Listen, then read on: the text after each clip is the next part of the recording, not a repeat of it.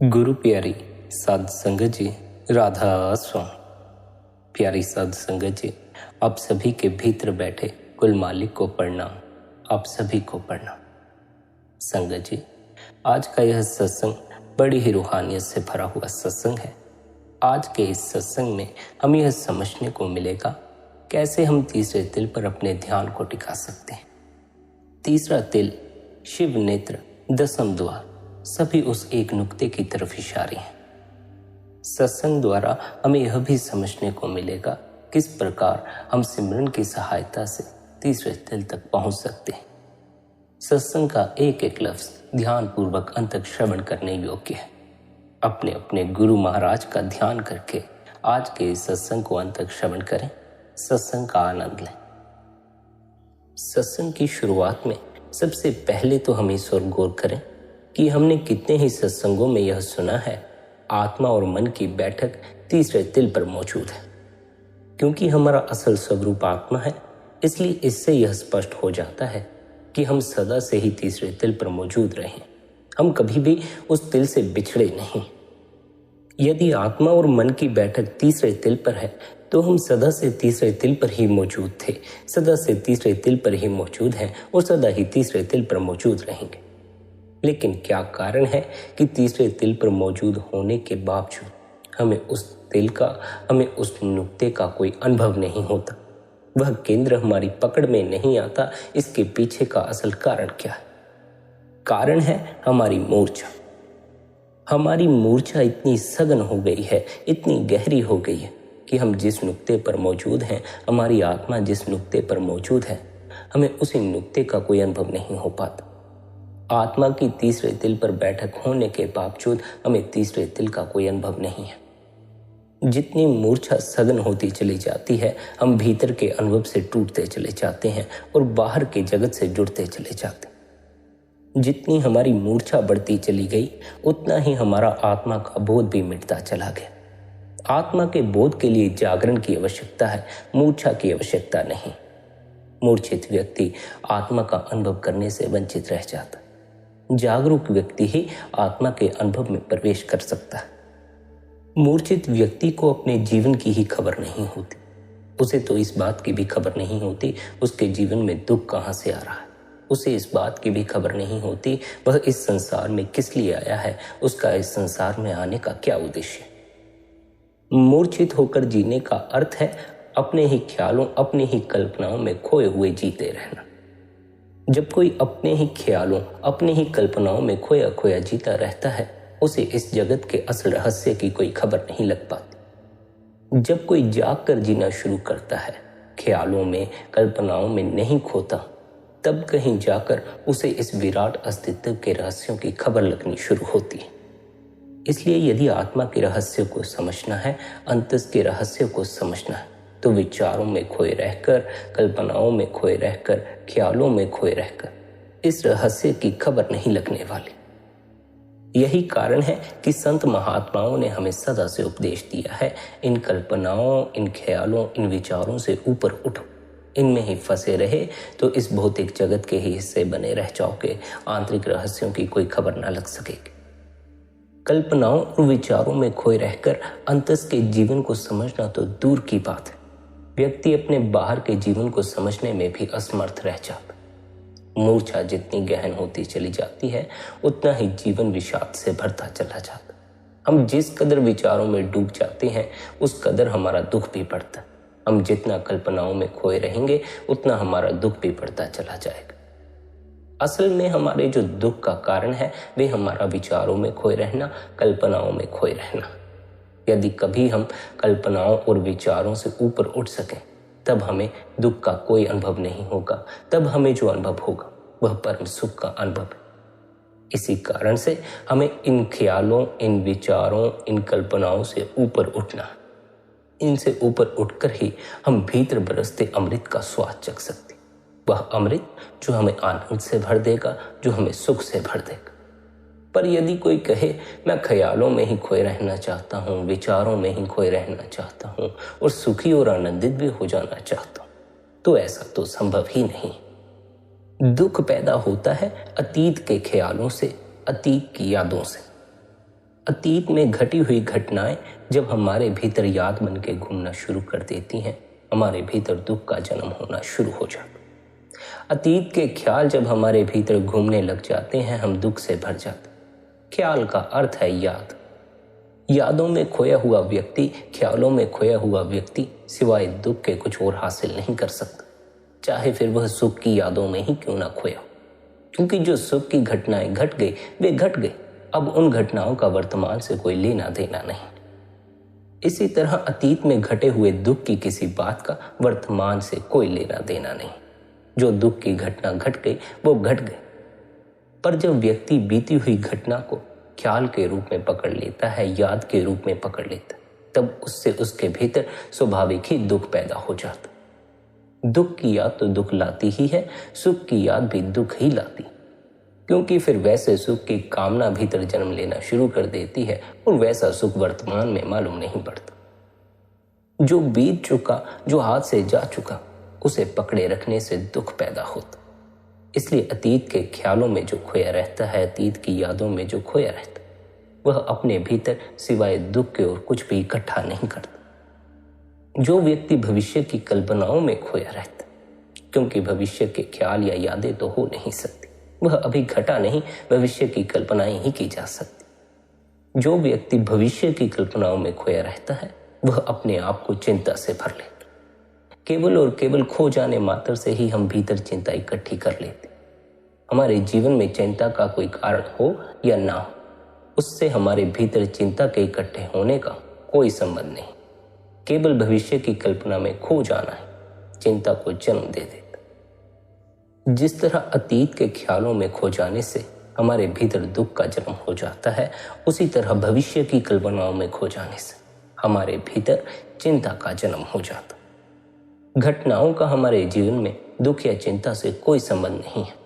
केवल उनके ख्यालों, उनकी कल्पनाओं में खोए रहना हमारे दुख और चिंता का असल कारण।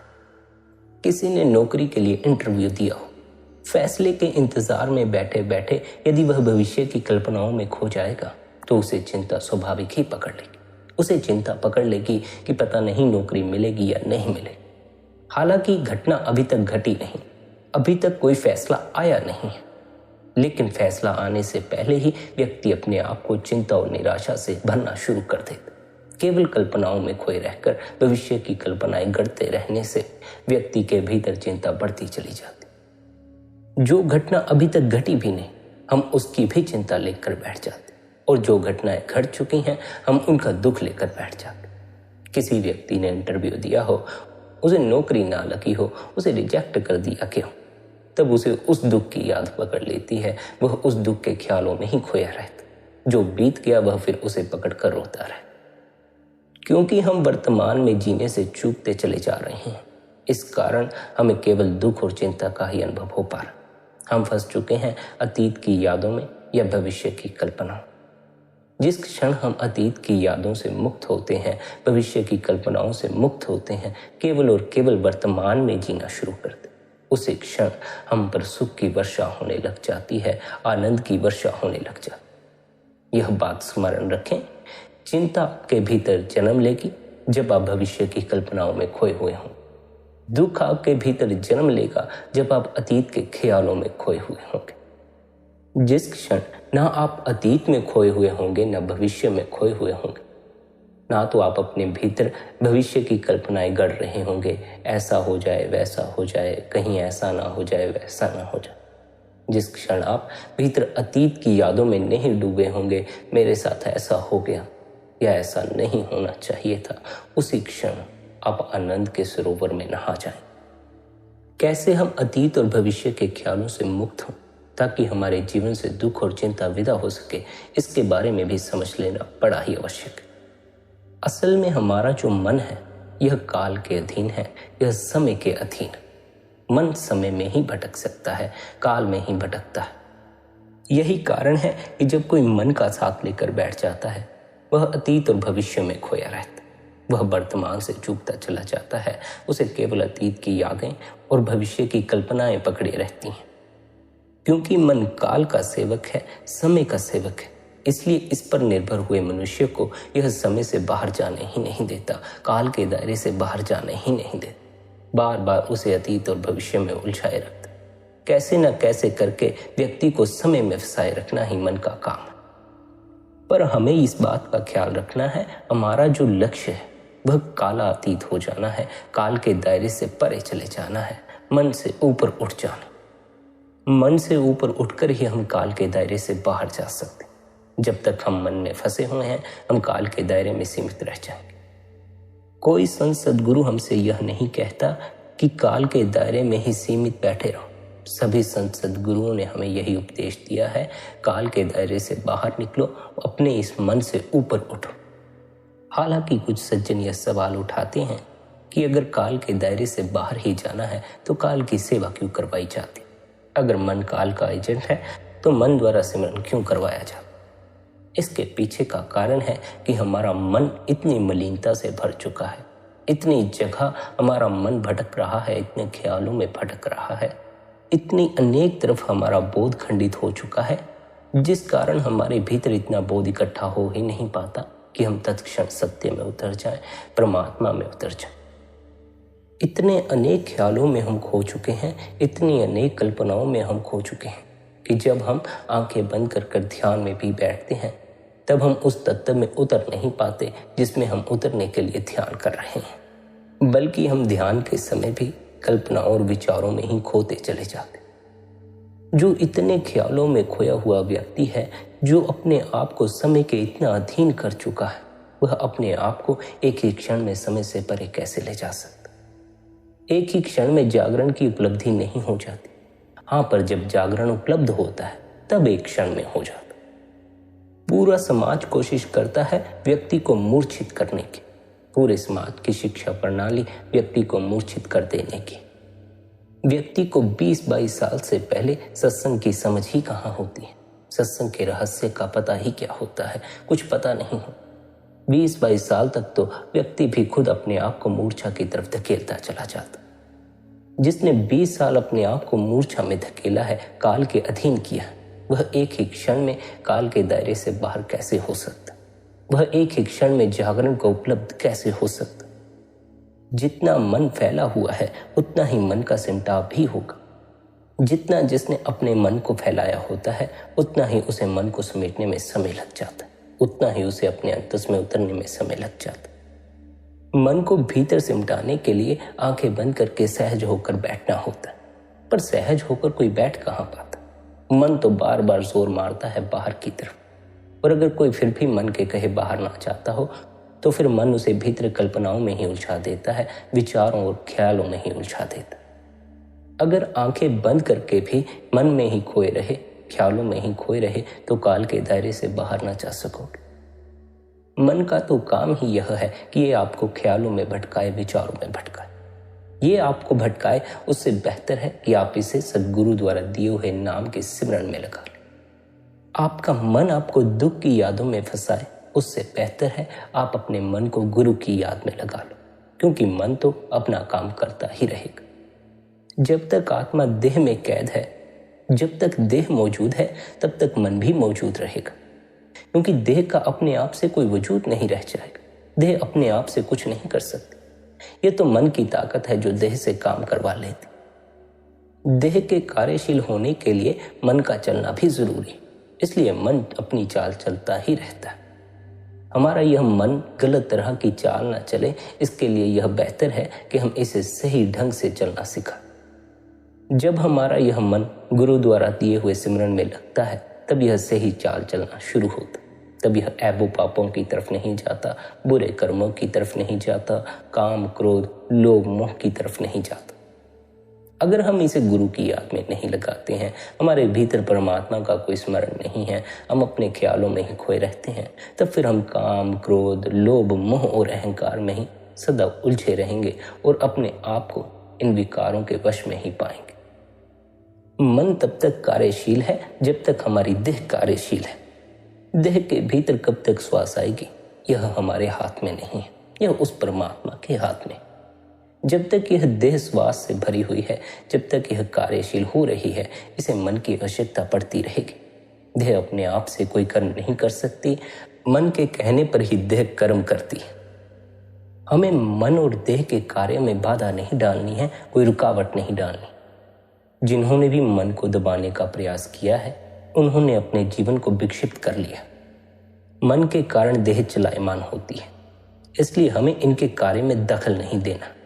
बस हमें इस बात की समझ रखनी है कि यदि हमारे मन में मैल होगी, तब फिर हमारी देह से गलत तरह के कर्म हो जाएंगे और उनका फिर हमें हिसाब देना पड़ेगा। मन में पहले कर्म बनता है, फिर कहीं जाकर देह के द्वारा वह प्रकट होता। अगर हमारा मन मैला रहा, तब फिर हमसे गलत तरह के कर्म हो जाएंगे और उसका हिसाब भी हमें फिर दुख के रूप में उठाना पड़े। दुखी व्यक्ति, चिंतित व्यक्ति, परेशान व्यक्ति ध्यान का अनुभव नहीं कर पाते। दुख से भरा हुआ व्यक्ति अपने अंतस के आनंद का अनुभव कर ही नहीं पाता। सारा दुख, सारी चिंता, सारी परेशानी मन की मैल के कारण पैदा होती चली जाती। हमें चाहिए कि हम अपने इस मन को साफ सुथरा कर लें, इसे गुरु की याद में लगा कर रखें, ताकि यह साफ सुथरा रहे, जिससे फिर हमसे कभी भी किसी तरह का कोई गलत कर्म ना हो। जब तक सांस आती है, जब तक हम देह में मौजूद है, तब तक हमारा मन गलत तरह के कर्मों में ना पड़े, इसके लिए हमें इसे गुरु की याद में लगाना पड़ता। अगर हमारा मन मैले कामों में उलझ गया, तब फिर हम ध्यान में प्रवेश नहीं कर पाए। असल जो हमारा अस्तित्व है वह आत्मा, हमारा अस्तित्व मन से अलग है। शरीर मन के कारण चलायमान है और मन आत्मा के कारण चलायमान है। हमें जिस तत्व का अनुभव करना है वह हमारी आत्मा। हमें अपनी आत्मा को जानना। आत्मा के अनुभव के लिए, आत्मा को जानने के लिए मन का साथ छोड़ना ही पड़ता है, मन से ऊपर उठना ही पड़ता। मन का साथ छोड़े बिना आत्मा का अनुभव नहीं होता, क्योंकि मन तो कुछ ना कुछ सोचता ही रहे। नहीं सोचेगा दुख की बातें तो सुख की बातें सोचेगा, नहीं सोचेगा बुरी बातें तो गुरु के बारे में सोचे। हमें तो प्रत्येक तरह की सोच विचार से ऊपर उठना, प्रत्येक तरह के सोच विचार से ऊपर उठ के, प्रत्येक तरह के ख्यालों कल्पनाओं से ऊपर उठ के ही हम अपने असल अस्तित्व में प्रवेश पा सकते। पर क्योंकि हमारा मन इतना भटक चुका है, इतनी मैल से भर चुका है कि हम इतनी हिम्मत जुटा ही नहीं पाते कि हम इसका साथ छोड़ सके। जितना मन बाहर भटकता है, जितना यह बाहर फैल जाता है, उतने ही हम इसकी पकड़ में आ जाते हैं, उतने ही हम मन के गुलाम हो जाते।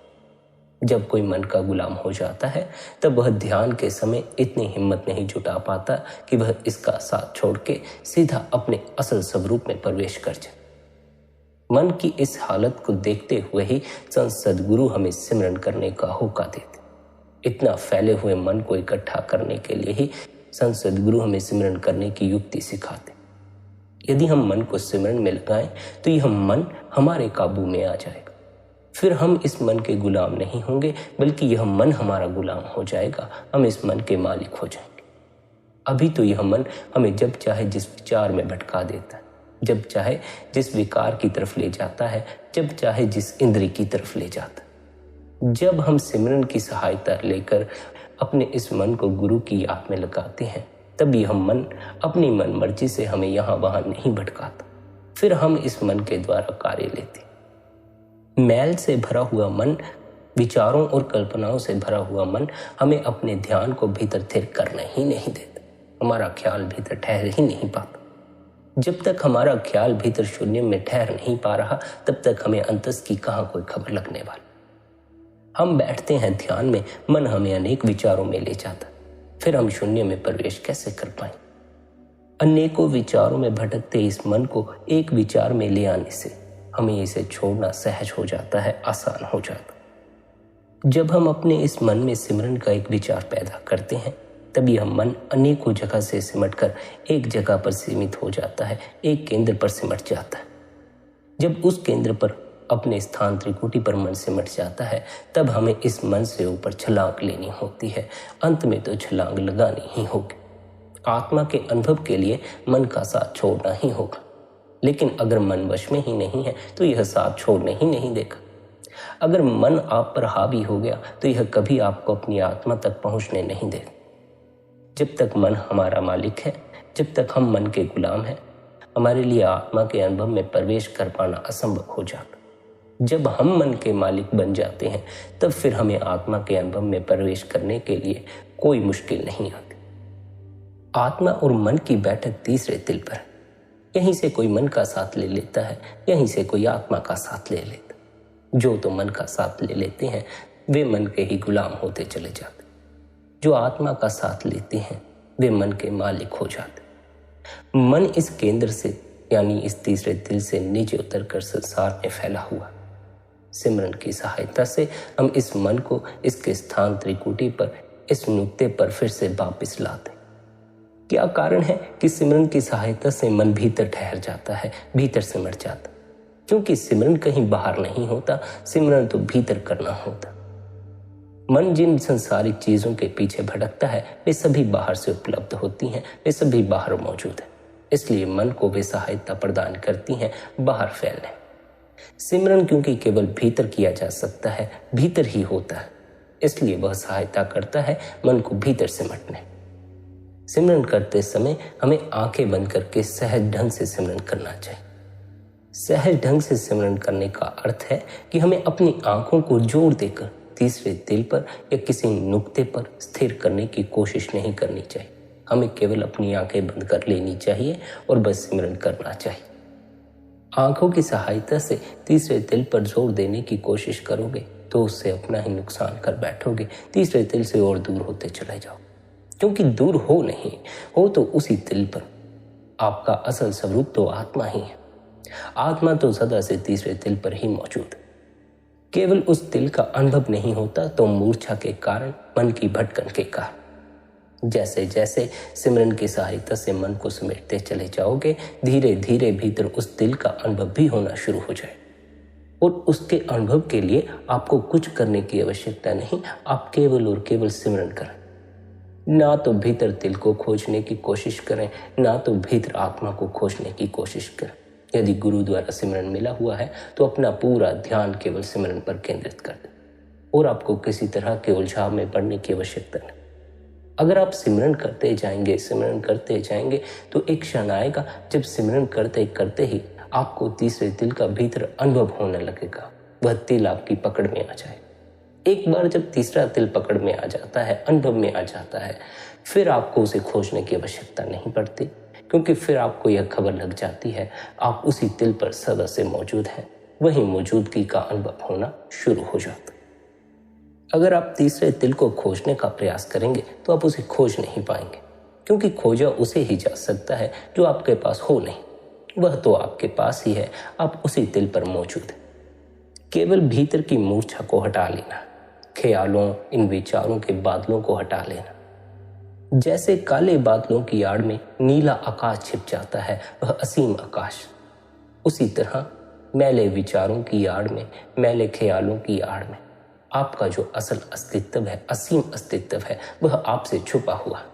केवल इन विचारों के बादलों को हटा लेना है, इस मन की दुविधा को हटा लेना। मन की इस रुकावट को हटाने के लिए निरंतर भजन सिमरन करने की आवश्यकता। सिमरन करते समय शुरू में आप इस बात का ख्याल रखें कि सिमरन जुबान द्वारा करें। एकांत कमरे में बैठ सकें तो आपके लिए बहुत ही अच्छा होगा, क्योंकि एकांत कमरे में आप सिमरन का उच्चारण कर सकते हैं। साधक के लिए शुरू में सिमरन का उच्चारण करना भी बड़ा लाभदायक होता है। जुबान द्वारा सिमरन का जाप करना बड़ा ही अच्छा रहता है। जुबान द्वारा सिमरन करने का अर्थ है कि जब आप सिमरन के शब्दों को जुबान द्वारा दोहराएं तब आपको वे सुनाई भी देने चाहिए। जो आपकी जुबान कह रही है वह आपके कानों तक पड़ जाए। 20-25 मिनट आप इस तरह सिमरन कर सकते हैं ताकि आपके भीतर सिमरन के शब्दों का गहरा प्रभाव पड़ सके। जो साधक शुरू में सिमरन करने लगते हैं उनके लिए यह समस्या। वे जब सीधे सिमरन करने, चुपचाप मन द्वारा सिमरन करने बैठ जाते हैं, जुबान की सहायता नहीं लेते, तब क्या समस्या आ जाती है कि उन पर उनका मन ही हावी हो जाता। उनका मन उन्हें विचारों में ही भटकाए रखता है। भीतर सिमरन फिर हो नहीं पाता। मन फिर सिमरन में लगता नहीं, मन ख्यालों की ओर ही दौड़ता रहता। जिन साधकों को भी ऐसा लगता है कि मन भीतर अभी दखल देता है, ख्याल बड़े उमड़ते हैं, विचार बड़े उमड़ते हैं, उन्हें कुछ समय के लिए जुबान द्वारा सिमरन करने की आवश्यकता।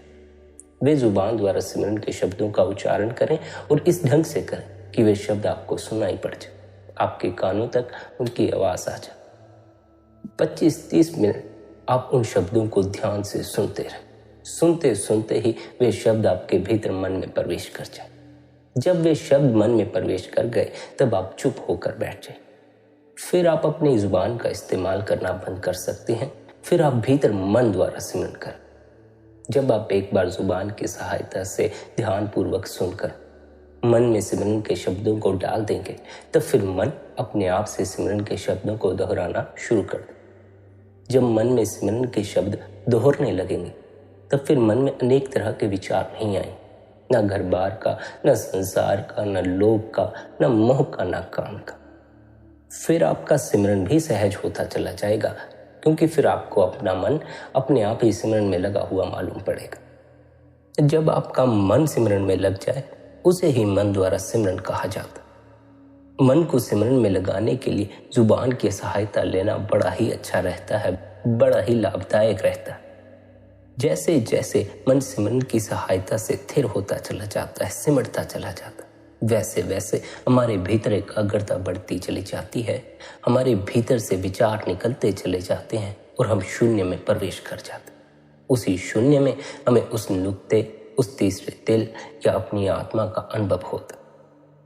हमारे भीतर मौजूद शून्य का वह आकाशी अथाह आनंद का सरोवर है। उसमें नहाकर ही हम आनंदित हो सकते हैं, सुखी हो सकते। बस ख्याल इस बात का रखना है कि सिमरन मन तक पहुंच जाए। आमतौर पर ऐसा होता नहीं, सिमरन मन तक नहीं पहुंच पाता।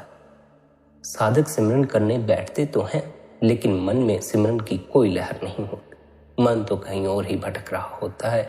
मन खोया होता है संसार में, दुकान में, काम में, क्रोध या फिर किसी अन्य तरह के विचार में खोया हुआ होगा, लेकिन सिमरन की भीतर कोई झलक नहीं होती।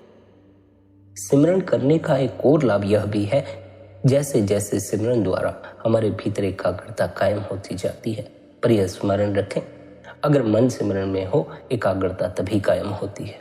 अगर मन सिमरन में ना हो, फिर एकाग्रता कायम नहीं होती।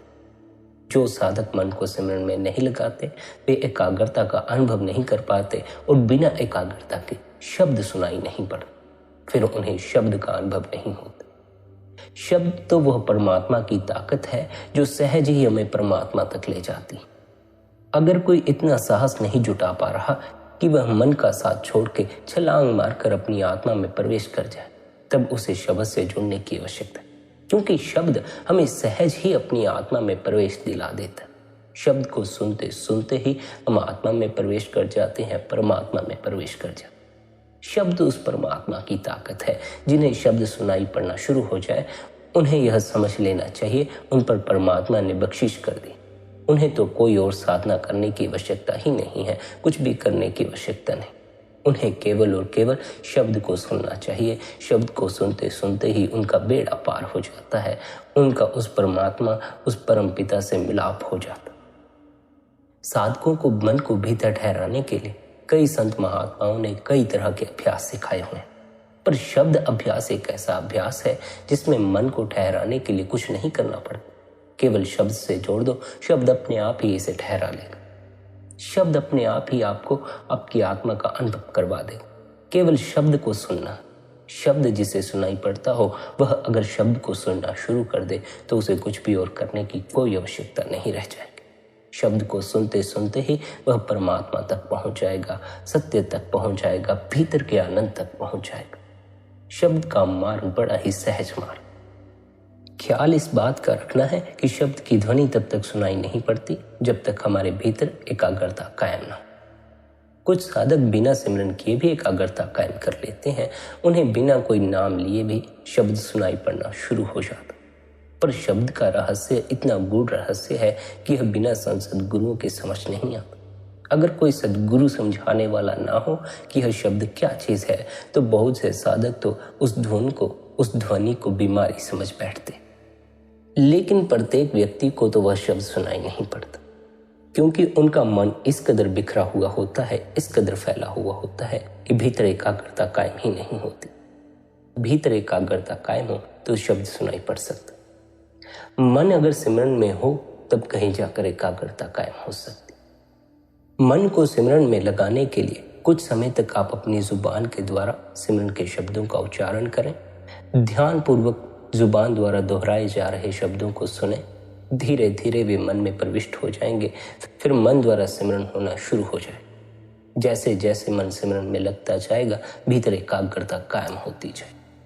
जब भीतर एकाग्रता कायम हो जाएगी, तब भीतर शब्द की धुन सुनाई पड़ना शुरू होगी। जैसे जैसे शब्द की धुन तेज होने लगे, जैसे जैसे शब्द धुन आपको अपनी ओर खींचने लगे, आपको उस वक्त फिर अपने आप को उस शब्द में ही लीन कर दे। फिर सिमरन करने की भी जरूरत नहीं, क्योंकि सिमरन भी मन द्वारा हो रहा है। हमें मन के दायरे से पार जाना है, हमें मन से ऊपर उठना है, अपने असल अस्तित्व आत्मा में प्रवेश करना। जब तक हम मन के दायरे में सीमित रहेंगे, हम आत्मा के अनुभव में प्रवेश न कर सके। हमें मन को छोड़ना ही है। इसलिए इसे सिमरन में लगाने के बाद भी, गुरु की याद में लगाने के बाद भी हमें छोड़ना पड़ता। इसलिए हमें इस मन को नेक करने के बाद भी, साफ सुथरा करने के बाद भी अपने पास नहीं रखना होता, छोड़ जाना होता है, इससे ऊपर उठ जाना होता। जब हम एकाग्रता कायम करने के बाद शब्द से जुड़ते हैं, जब हम शब्द में ही अपने आप को लीन कर देते हैं, तब हम मन और माया के दायरे से बाहर होना शुरू हो जाते, क्योंकि वह शब्द उस परमात्मा की ताकत है। वह सीधे धूर्धाम से आ रही ताकत है। उस शब्द से जो अपनी लिव जोड़ देते हैं, वह शब्द उनकी सुर्त को खींचता हुआ परमात्मा तक ले जाता। उस शब्द की इतनी ताकत है कि वह आपको अपने मन से ऊपर उठा देता। पर अगर कोई कहे मैं मन से ऊपर ही नहीं उठना चाहता, मैं सिमरन ही करते रहना चाहता हूँ, तब फिर वह शब्द में अपने आप को लीन नहीं कर पाता है और वह मन के दायरे से, काल के दायरे से बाहर नहीं जा पाता।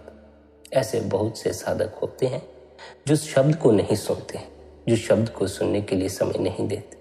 हालांकि हमारा असल मकसद तो शब्द से जुड़ना, क्योंकि शब्द हमें मन से ऊपर उठा सकता है, मन से पार ले जा सकता। सिमरन हमें मन में बांधे रखेगा, हमें काल के दायरे तक ही सीमित रखे। पर सिमरन की सहायता के बिना मन भीतर सिमटता नहीं, जिस कारण हमें एकाग्रता का अनुभव नहीं होता। बिना एकाग्रता के शब्द सुनाई नहीं पड़ते। इसलिए सभी पड़ाव हमारे लिए जरूरी है। हमारे लिए सिमरन करना भी जरूरी है और अंत में सिमरन से ऊपर उठ जाना भी जरूरी है। इस बात का सदा स्मरण रखें कि शब्द से जुड़ना हमारा असल मकसद है। शब्द से जुड़कर हम आत्मा के अनुभव में प्रवेश कर सकते हैं, उस नुक्ते पर पहुंच सकते हैं जिस नुक्ते पर हमारी आत्मा मौजूद है। मन की सहायता से हम आत्मा के अनुभव में प्रवेश नहीं कर सकते, क्योंकि मन सीमित है, समय के दायरे में बंधा हुआ है। आत्मा समय के दायरे से बाहर है। आत्मा काल के अधीन नहीं है, मन काल के अधीन है। मन के दायरे में हम फंसे रहे तो हम काल के दायरे में फंसे रहे। शब्द हमें काल के दायरे से बाहर निकालता है।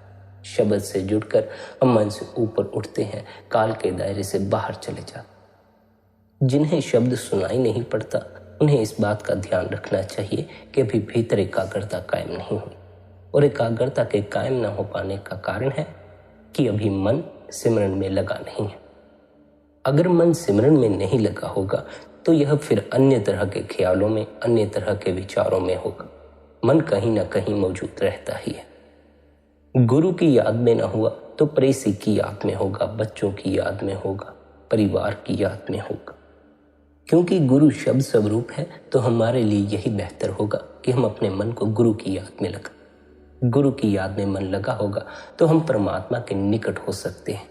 घर परिवार की याद में मन लगा होगा, बाल बच्चों में लगा होगा, तो हम परमात्मा से दूर होते चले जाते हैं और माया के जगत के हिस्से बनते चले जाते।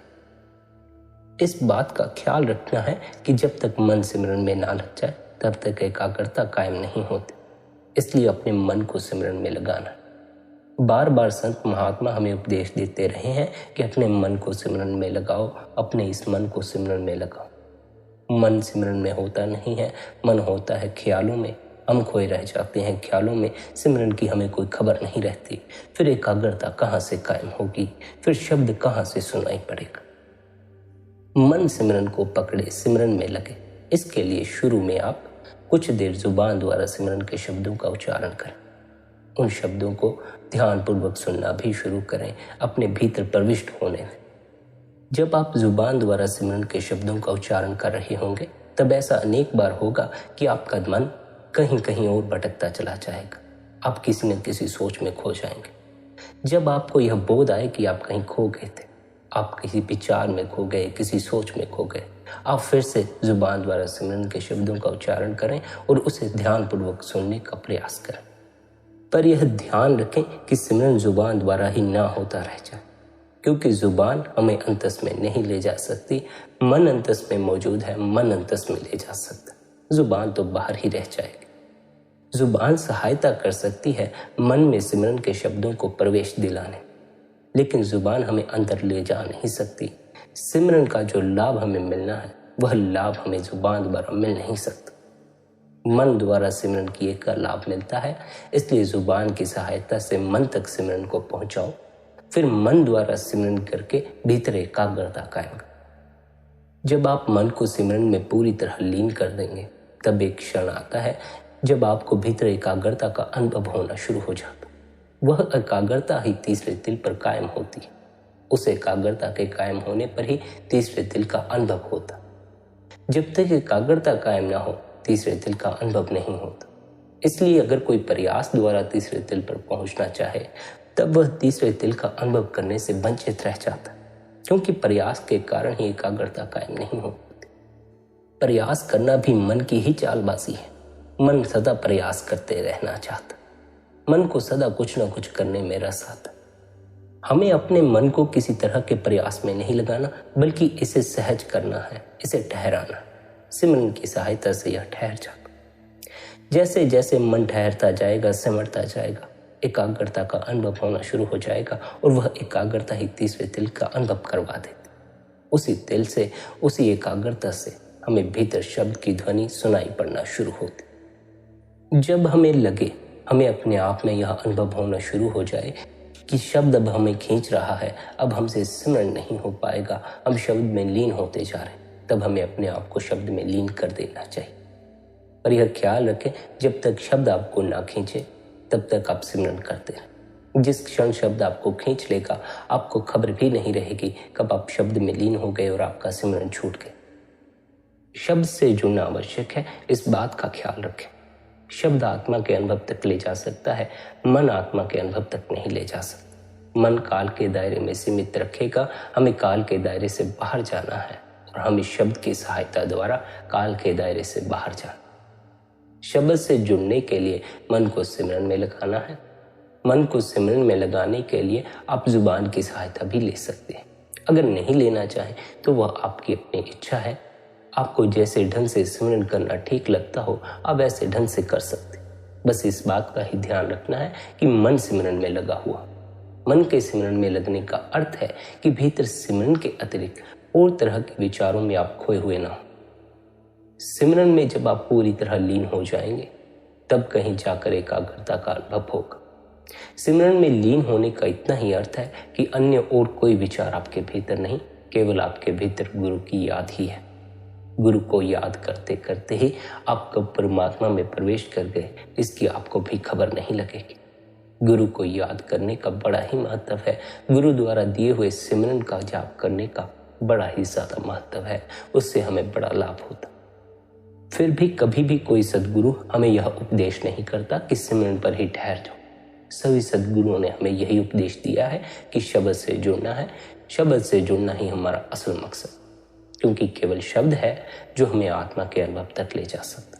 और संत महात्मा इस सृष्टि में हमें मन की पूजा करवाने नहीं आए हैं या फिर मन को भीतर से मिटवाने के लिए नहीं आए, बल्कि वे तो इस संसार में आए हैं ताकि वे हमें भी हमारी आत्मा का अनुभव करवा सके। आत्मा का अनुभव ही परमात्मा का अनुभव करवा सकता। परमात्मा में समाकर ही हमारी मुक्ति हो सकती। इसलिए हमें संत सद्गुरु के असल उपदेश को समझना है। अपने मन के विचारों के पीछे दौड़ना शुरू नहीं कर दें। सद्गुरु का असल उपदेश शब्द से जुड़ना। शब्द से जुड़ने के लिए सद्गुरु हमें एकाग्रता कायम करने के लिए कहते हैं। एकाग्रता कायम करने के लिए सद्गुरु हमें मन को सिमरन में लगाने के लिए कहते हैं। मन को सिमरन में लगाने के लिए सद्गुरु हमें जुबान की सहायता लेने का भी उपदेश करते हैं। फिर भी जिसे जैसे ढंग से सिमरन करना ठीक लगता हो, जैसा जिसके गुरु ने उपदेश किया हो, वैसे ढंग से ही वे सिमरन करें। बस इस बात का खास ध्यान रखें कि मन सिमरन में हो, तभी एकाग्रता कायम होती है। एकाग्रता कायम हो जाए तो शब्द से लिप जुड़ जाए।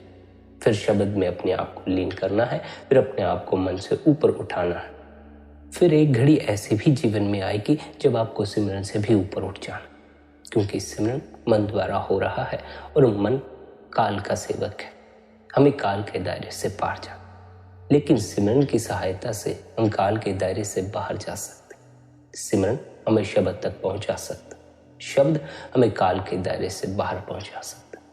इसलिए सिमरन का अभ्यास और शब्द का अभ्यास हमारे लिए बड़े जरूरी। शब्द तक पहुंचना, शब्द को सुनना हमारे लिए सबसे ज्यादा महत्वपूर्ण है।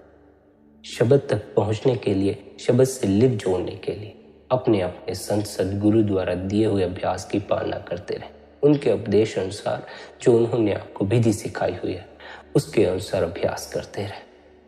शब्द से अगर आपकी लिप जुड़ जाए तब फिर आपको कुछ और करने की आवश्यकता नहीं रह जाती। सिमरन भी करने की आवश्यकता नहीं रह जाती, ध्यान भी करने की आवश्यकता नहीं रह जाती। शब्द से अपनी लिप को जोड़ देना होता है और वह शब्द आपकी सुरत को खींचकर परमात्मा तक ले जाता। और उस अवस्था तक पहुंचने के लिए आपको शुरुआत में मेहनत करनी पड़ेगी। अभ्यासी अगर निरंतर अभ्यास करता हो तो एक अवस्था जीवन में ऐसी आती है जब उसके लिए सब सहज हो जाता है। फिर उसके लिए ध्यान भी सहज हो जाता है और शब्द के साथ भी उसकी लिप जुड़ी रहती है। शब्द का अनुभव आपको परमात्मा के अनुभव तक ले जाता है। अगर आप सच्ची लगन, सच्ची श्रद्धा के साथ भजन सिमरन करें तो परमात्मा अवश्य आप पर बख्शिश करे। फिर आपको अवश्य ही शब्द का भी अनुभव हो जाएगा, परमात्मा का भी अनुभव हो जाएगा। परमात्मा में समाकर परमात्मा का ही रूप हो जाने के लिए निरंतर अपने गुरु द्वारा दिए हुए अभ्यास की पालना करें, निरंतर भजन बंदगी करें। प्यारी साध संगत जी, यदि आज का यह सत्संग आपको अच्छा लगा हो तो आज के इस सत्संग को आप अपने मित्रों और संबंधियों के साथ शेयर भी कर सकते। निरंतर सत्संग सुनने के लिए आप चैनल को सब्सक्राइब भी कर सकते हैं। बाकी आपकी अपनी मौज है। अपना ख्याल रखें, सबके प्रति भीतर भले की कामना रखें। इतने प्रेम और प्यार से आपने सत्संग को सुना, उसके लिए आप सभी का धन्यवाद। राधा स्वामी जी।